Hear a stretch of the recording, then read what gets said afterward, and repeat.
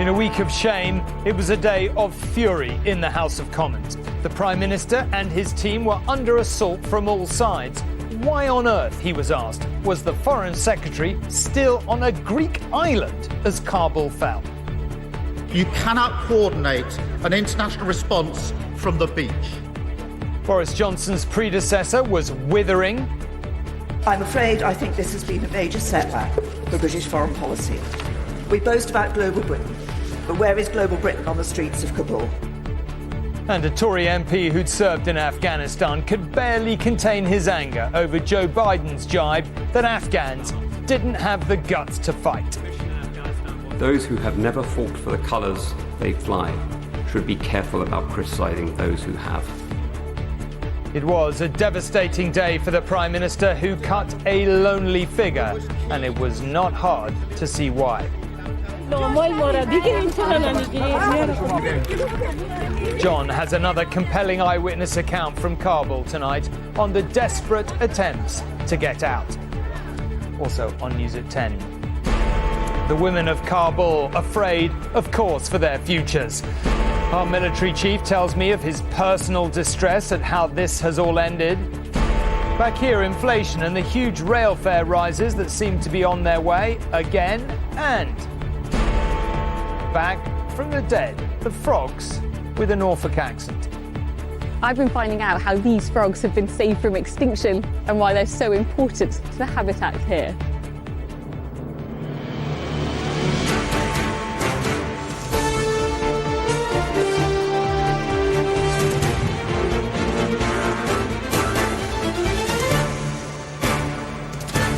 This is ITV News at 10 with Tom Bradby.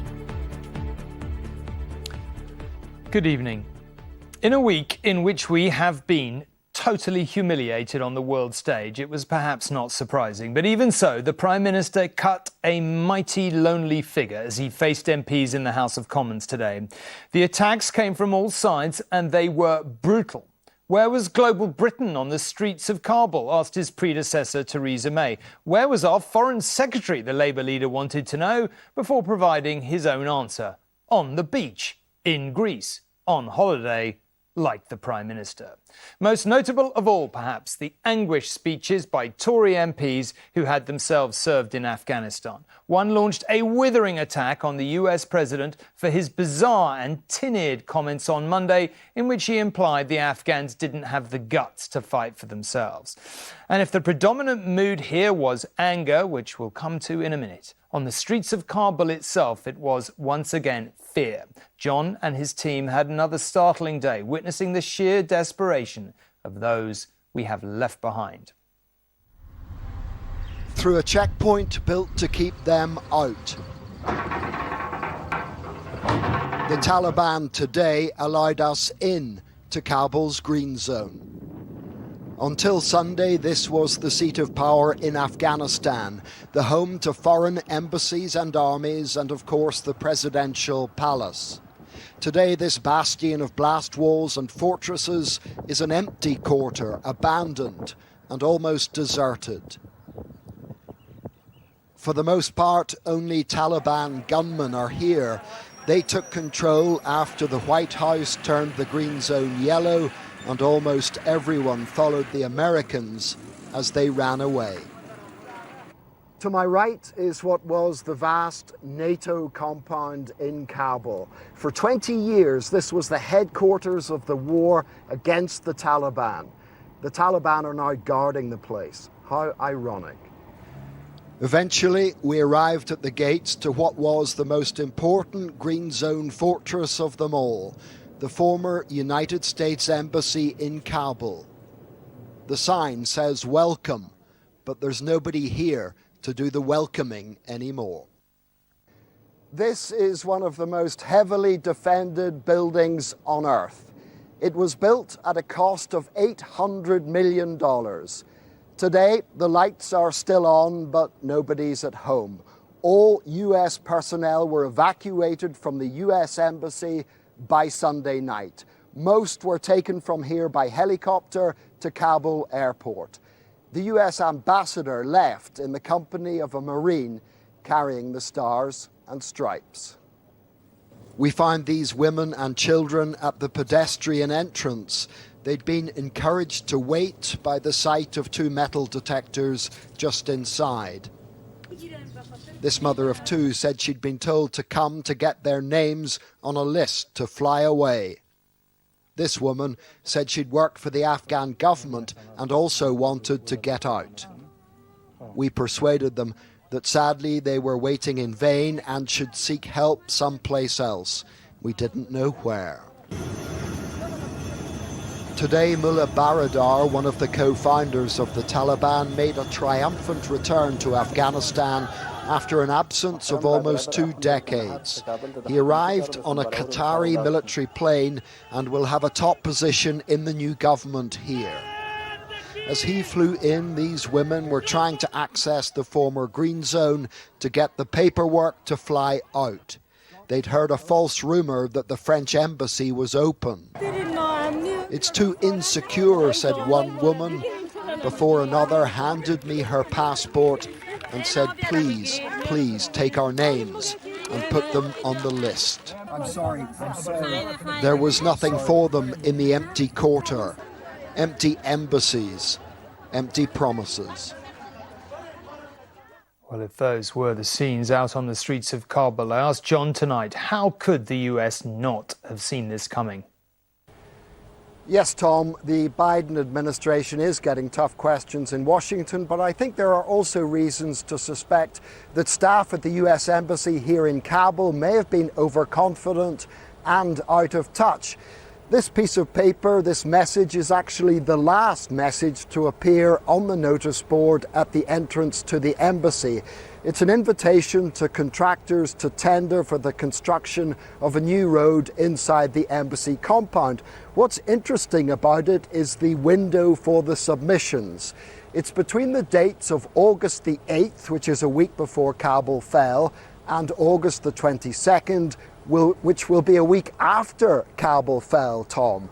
As well as that, there's an invitation to contractors to visit the site on August the 15th, which is the day that Kabul actually fell.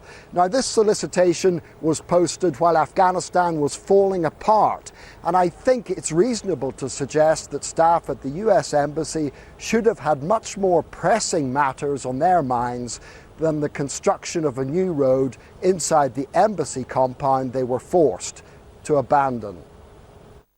John talking to me a little earlier. Now let's go back to that debate in Parliament now, where government policy on Afghanistan before and since the fall of Kabul came under sustained attack, and that's putting it politely. Mr Johnson told the first full sitting of MPs since lockdown last March that it was an illusion to think any military mission could have continued without the Americans. But there were critics to the right of him and critics to the left of him. Labour's Sir Keir Starmer accused the government of staggering complacency about the threat from the Taliban. And the harshest of the criticism was arguably from his own side. Blue on blue, forensic and emotional. Afghanistan has been debated in this place many times, but today the Prime Minister faced unparalleled anger and hurt from around the chamber. MPs now allowed to return en masse to hear him offer what hope he could muster. No matter how grim the lessons of the past, the future is not yet written. And at this bleak turning point, we must help the people of Afghanistan to choose the best of all their possible futures. But no sooner had he finished than his government's action, or lack of it, was questioned on all sides.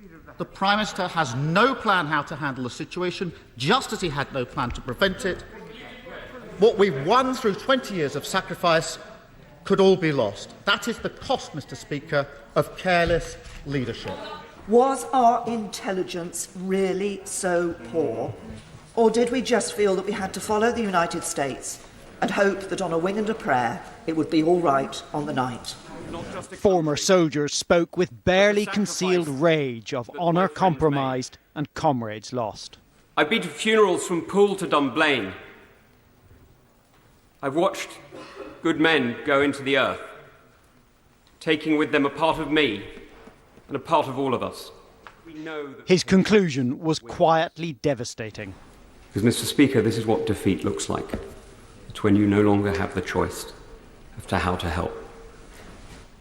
This doesn't need to be defeat, but at the moment, it damn well feels like it.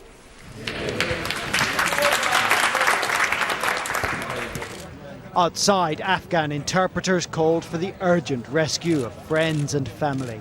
The government is still bringing those people back and also promised a new scheme to resettle 20,000 vulnerable refugees. That's not enough for everyone. It could only be right that the number of refugees we welcome here reflects the share of the responsibility the UK government has for this foreign policy disaster.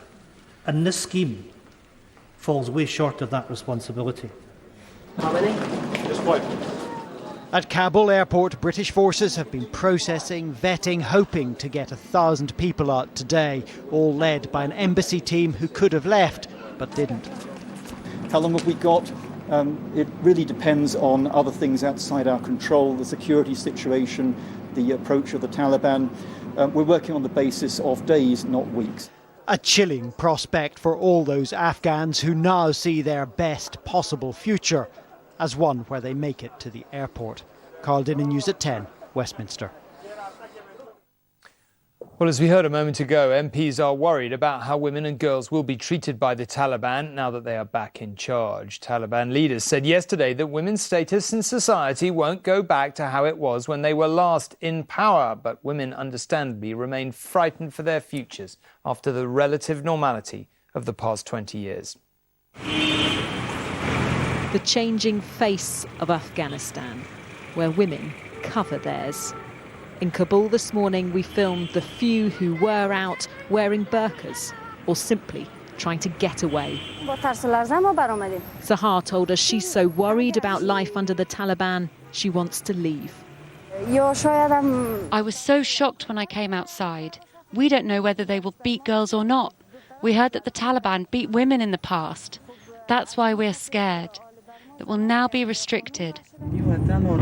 Meanwhile, in the northern city of Mazar-e-Sharif, the streets were deserted as the Taliban took over. Even my life is in danger. I spoke to the woman who filmed this video as she fled her home and her job. We're not identifying her for her protection.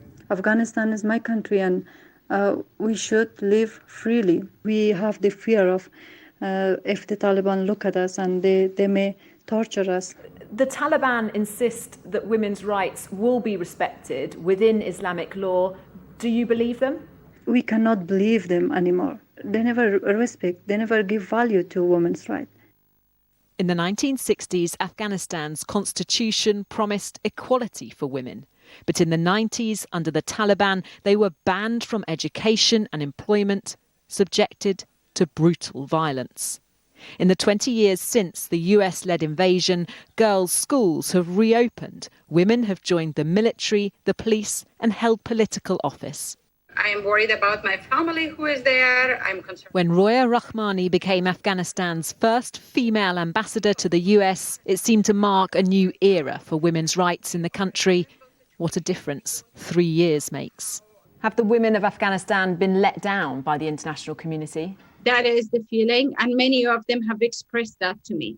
That is not only a women's issue, this is not only a moral or rights issue, it is a security issue, it's a terrorism issue, it's an extremism issue.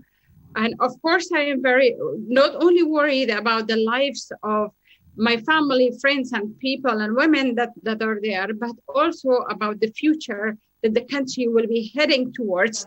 Today, female journalists were appearing on some channels, but this presenter at the state-owned broadcaster says she was turned away, told the regime has changed, go home, fueling fears that the women of Afghanistan will once again be erased from public life.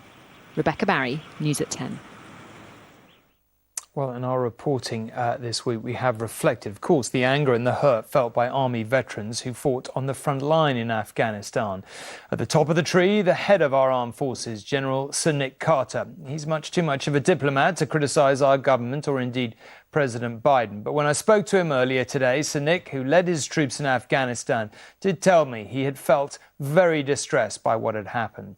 I began by asking him whether President Biden was right to imply that Afghan soldiers didn't have the guts to fight for their country?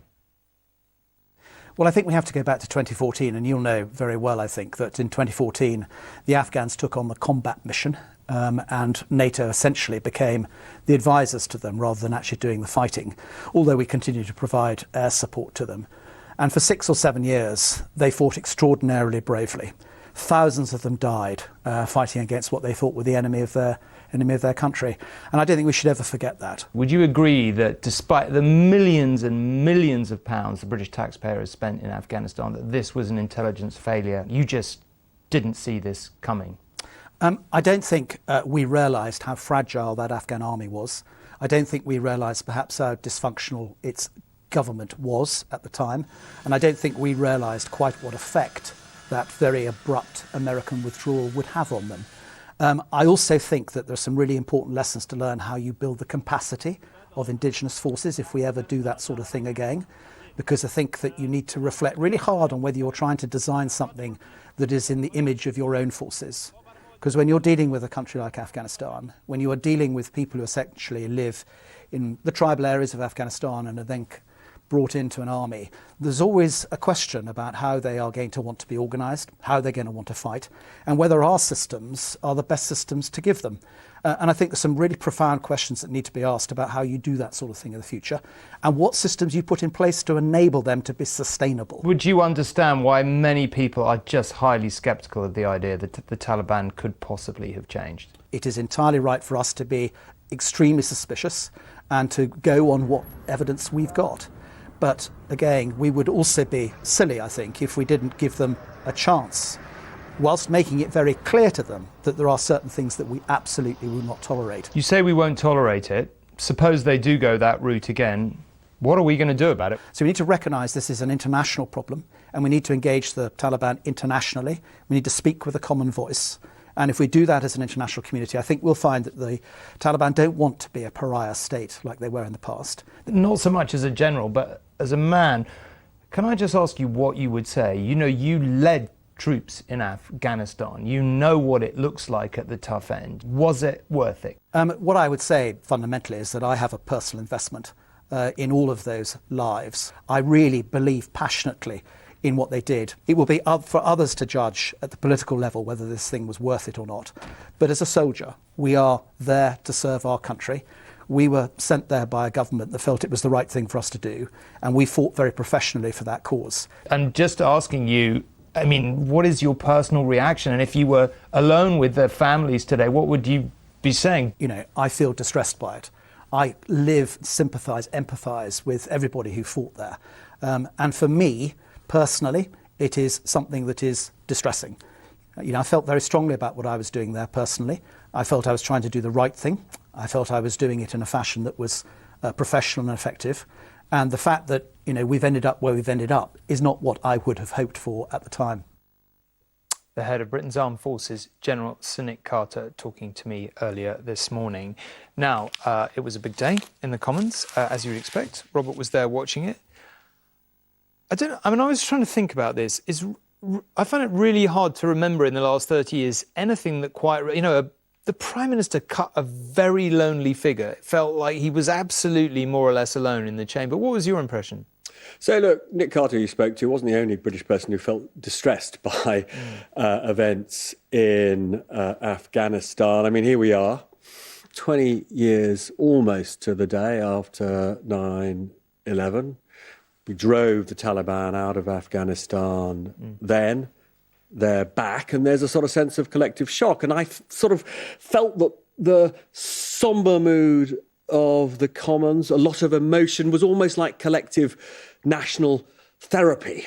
All of us trying to come to terms with what, you know, let's make no bones about it, is a tragedy for the Afghan people and a massive challenge for the world, because there is a risk of terrorism rearing its desperately ugly head again. Now, for Boris Johnson, as you say, he did cut a very lonely figure. Nobody stood up and said, even from his own benches, well done. And there was extraordinary amount of criticism. Former Defence Minister Tobias Ellwood I thought was very powerful when he said there was another way. He pointed out the relatively small numbers of US and British troops who were there keeping the peace, actually not at much risk. There had been almost no casualties among them in recent years. And then Theresa May made two very powerful points.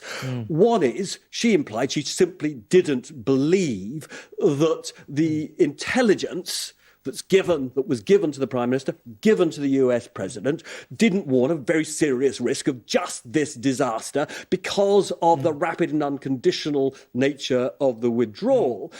And she said, what happened to global Britain? The idea that Britain outside of the EU would stand up and make the case for doing things differently to other countries if we feel we need to. We didn't make the case to America to slow down the withdrawal.